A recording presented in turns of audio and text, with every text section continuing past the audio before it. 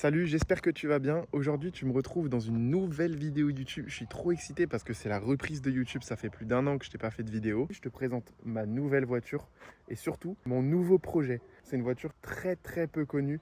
En France, on n'en voit pas beaucoup. C'est une voiture qui est clairement sous-cotée parce que tu vas le voir, pour moins de 10 000 euros, tu as un 5 cylindres, 2,5 litres, de plus de 220 chevaux, avec une boîte manuelle. Tu me dis en commentaire ce que tu penses que c'est cette voiture. Il y a plein de choses à faire sur cette voiture. Je l'ai payée entre guillemets pas cher, mais il y a beaucoup de choses à faire dessus parce que je voulais te faire un projet, te montrer petit à petit comment on va faire une belle rénovation sur cette voiture-là. Si ça t'intéresse, dès maintenant, n'hésite pas à t'abonner et à mettre un like. Et sans plus attendre, je te présente ma nouvelle voiture.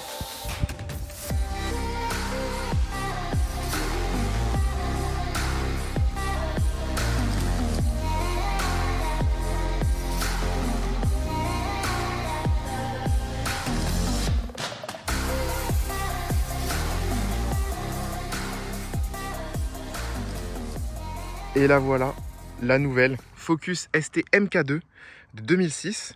Donc c'est une MK2, donc une deuxième génération de Focus. Par contre, c'est une phase 1 que tu reconnais notamment à la grille de calandre ici qui est petite. Les phares qui sont un peu différents.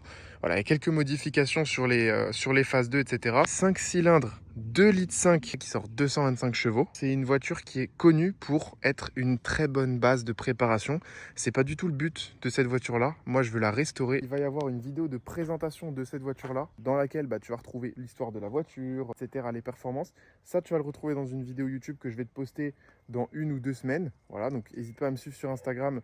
Life with NML, c'est le même pseudo que sur YouTube. Là, c'est la vidéo où je te montre tout ce qui doit être fait sur cette voiture, où je te présente le nouveau projet de la chaîne. Sans plus attendre, je te montre tout ce qu'il y a à faire parce qu'il y a beaucoup de boulot sur cette voiture. Au niveau de la config, je te laisse me dire ce que tu en penses en commentaire. On est sur donc un noir métallisé. Tu vois, on a les belles jantes grises qui font robuste. C'est des grosses jantes.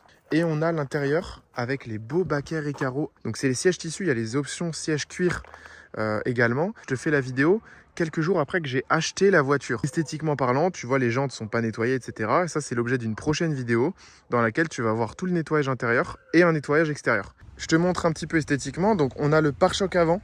Il est rayé un peu partout. Bon là, je suis désolé, il y a eu un cimetière de moustiques. Dites-moi en commentaire si vous pensez que c'est une bonne idée de repeindre la calandre, la prise d'air en dessous et les contours de phare en couleur carrosserie, c'est-à-dire en noir métallisé.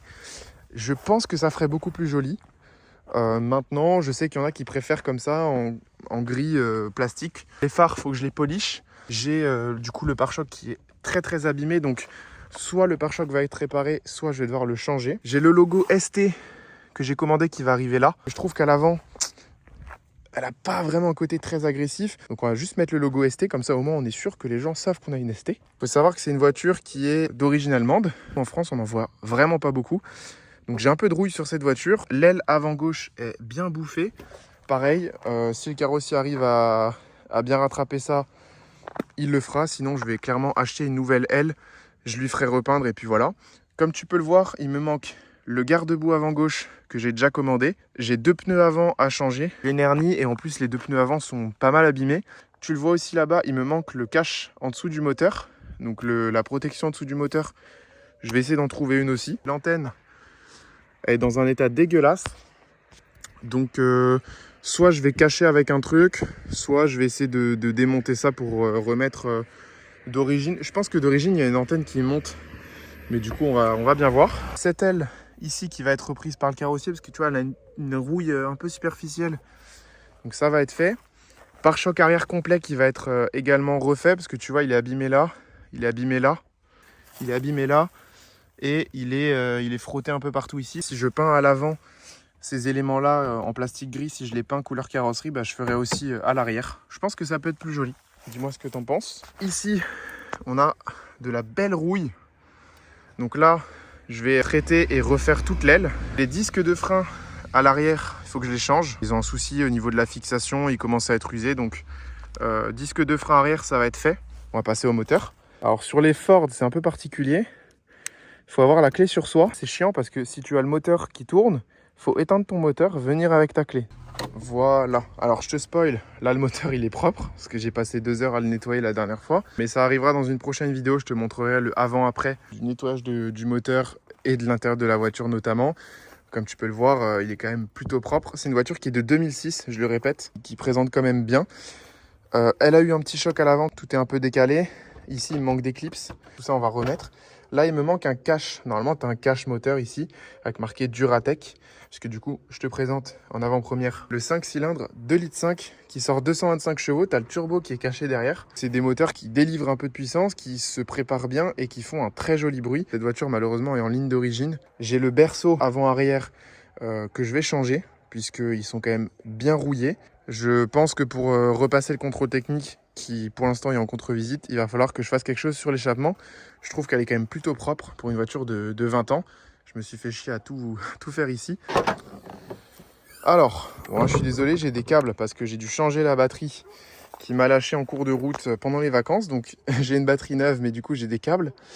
Voilà, c'est la ligne d'échappement de ma moto, rien à voir. Il y a un beau nettoyage à faire autour. Et en fait, à l'arrière, il me manque l'attache.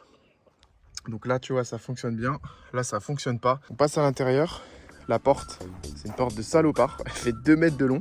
À l'intérieur, t'as du plastique. T'as du plastique. T'as du plastique. Un peu de plastique. Un peu de tissu. Du plastique. Ça fait beaucoup là. C'est une Ford de 2006. Donc, faut pas s'attendre à un truc de fou. Par contre, très propre. Pour du plastique brut, tu vois, il est pas rayé. On a un beau seuil de porte ST. Et surtout, la pièce maîtresse de cette voiture, en plus du moteur, siège semi-baquet et carreaux en tissu. Ça, c'est vraiment très joli. Ils existent en cuir, mais clairement, je les aime bien en tissu. Les sièges, comme tu peux le voir, sont très propres. Là, il manque quasiment pas de mousse dedans. Il n'est pas trop abîmé. Il n'est pas trop affaissé. Franchement, j'ai de la chance. Tu verras dans le nettoyage intérieur que j'ai fait, j'ai passé un gros coup d'aspirateur extracteur sur les tissus pour les faire revenir parce qu'ils étaient un peu tachés. En petits travaux, on a le pédalier à gauche qu'il faut que je recolle. Le petit soufflet là du pommeau de vitesse a changé. Je vais par la même occasion changer le pommeau de vitesse complet. J'ai un petit souci avec la clim qu'il faut que je règle. Des fois elle fait du froid, des fois elle fait du tiède. Pourtant le compresseur fonctionne bien, donc je sais pas. C'est un truc qu'il faut que je regarde. Cette voiture n'a pas le Bluetooth. Je sais qu'il y a des gens qui changent toute cette partie là par un écran tactile, limite CarPlay si tu veux, ou en tout cas avec du Bluetooth. Très honnêtement, ça fait très bien l'affaire et je veux garder une voiture le plus possible d'origine. Donc voilà. Je te démarre le moteur. Donc là, tu vas l'entendre.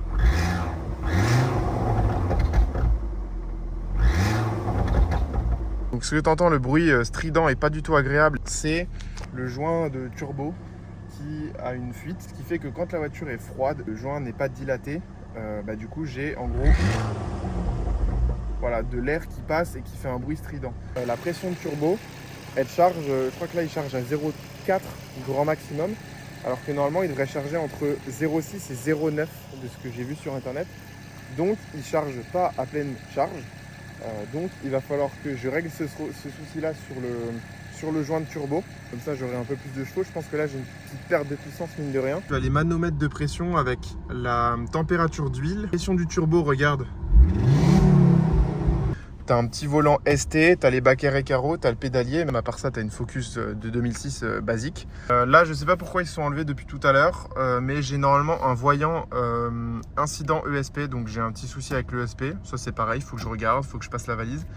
Et j'ai un petit voyant moteur qui s'affiche une fois de temps en temps. Un petit voyant moteur orange, voilà, pour le plaisir.